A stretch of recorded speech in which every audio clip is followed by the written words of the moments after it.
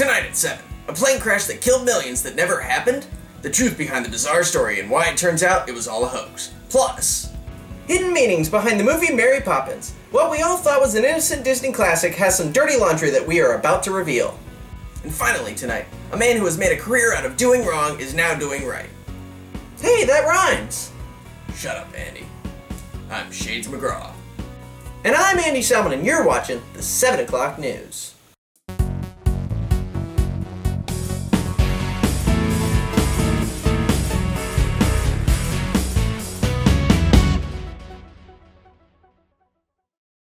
We all remember the tragic story about the deadly plane crash that killed 14 million people in the middle of the Sahara Desert back in the 1980s, right?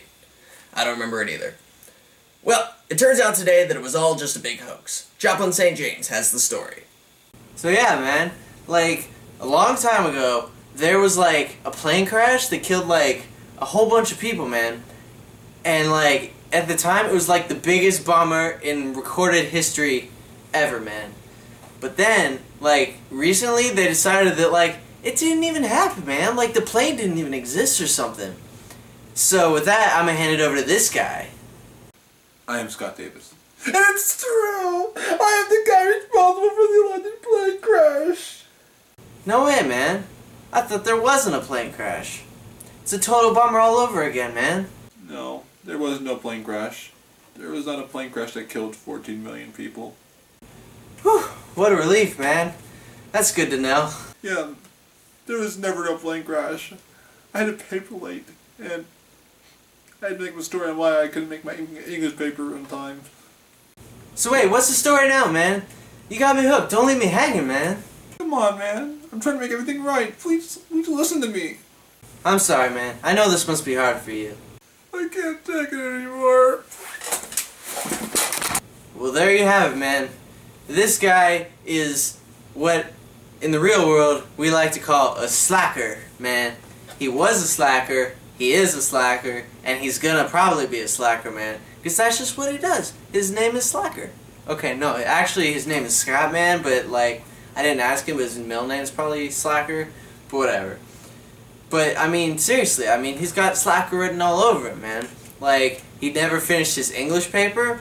And then he didn't even finish the story about the plane crash, man. I was, like, getting really into it. I kind of wanted to know how it all ended, man, but now I guess we'll never find out. If you managed to make it all the way through the, dare we call it, story, I would just like to let you know that your Purple Heart is in the mail and should arrive within 7 to 10 business days. Moving on, we've all seen the movie Mary... Sorry, Andy, I don't want to interrupt, but I need to clarify what just happened with Joplin in the desert. Had he not been his usual happy-go-lucky moronic self, we would have heard Scott Davis confess to making the plane crash up as an excuse for not having finished his English paper. How do I know that, you ask? My ungodly intuition, of course, is partly the reason, although there's never been, in the history of the universe, a plane crash that killed 14 million people. Sorry, just had to put that out there. Back to you, Andy. So as I was saying, we all think that the movie Mary Poppins is a timeless classic, which it is. However, I think a lot of people fail to recognize the dark subliminal messages that are hidden within the film. Yes, we all know Dick Van Dyke does the worst British accent of all time in that movie. True, but that isn't what I was going to say. First, let's just start off with the part where Mary and company jump into the chalk drawing on the sidewalk.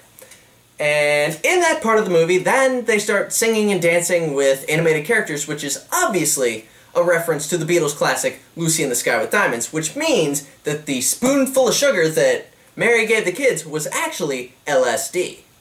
Andy, stop! You're ruining this movie for tens of people. I don't care. This needs to be said. Have you ever noticed how in the movie the horses come flying off the merry-go-round? Could this be an indication of the quality of the maintenance at the Disney theme parks?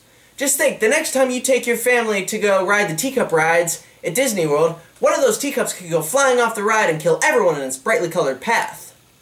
Okay, now you've lost me. Now let's take a look at some of the less obvious things. You know the lady who beats on her husband in the supercalifragilisticexpialidocious number? That's just a way to teach kids about spousal abuse. Huh, that's not good. Also, the part where Mary sings supercalifragilisticexpialidocious backwards, she pronounces it completely wrong, teaching kids that you don't have to pronounce words backwards correctly. Where would a kid ever be in a situation where they would have to do that anyway in order to screw it up? All the time, Shades. You have no idea how common that is in American schools today. Now back to the movie. You know the part where Mary and Bert leave the kids and just kind of go off on a date on their own? That just teaches kids that are eventually going to become babysitters that it's okay to just kind of leave the kids and go do what you want. It's okay, they'll be fine. Now let's fast forward to their date, or whatever that was. Who are they served by? A waiter? No. I know.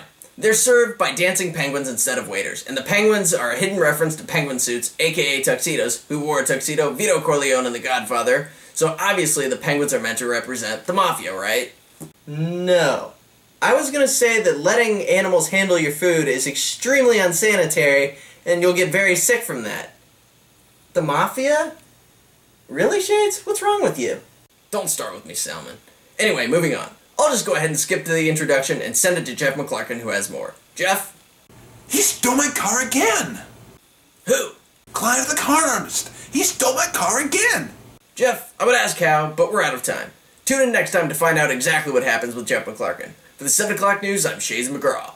And I'm Andy Salmon. Thank you for watching. See you tonight. Today, that it was all a big hoax. Joplin saying, No, there was never no plane crash. There was never no plane crash. We've all seen the movie Mary Poppins. Or haven't we? I am Scott Davis.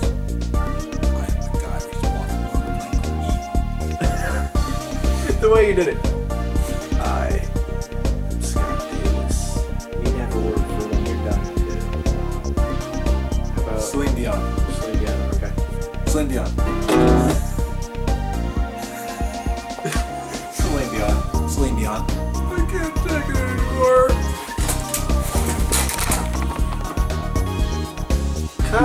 Suicide is painless. Celine Dion. It brings on